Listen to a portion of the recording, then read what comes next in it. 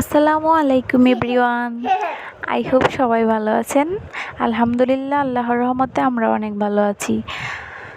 আজ আমি ফেলনা জিনিস দিয়ে কীভাবে সুন্দর আলমারি তৈরি করা যায় সেটাই আপনাদের সঙ্গে শেয়ার করব। আপনারা দেখে অলরেডি বুঝতেই পেরেছেন এটা কি।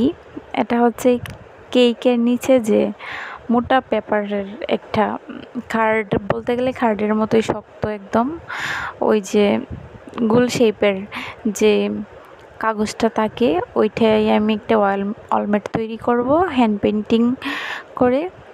হ্যান্ড পেন্টিংটা আমার অনেক বেশি ভালো লাগে। তো আমি আগে সাদা কালারেরটা উপর দিয়ে হালকাভাবে দিয়ে দিলাম, যেহেতু গোল্ড কালারের মতো একটা প্রলেপ ছিল এই কার্ডটার উপরে, তাই সাদা কালারটা হালকা করে দিলেই ঠিক আছে।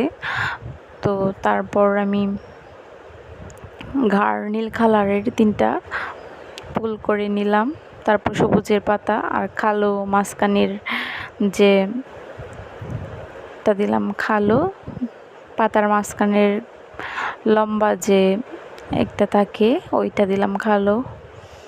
তো হ্যান্ড পেন্টিংটা আমার অনেক বেশি ভালো লাগে।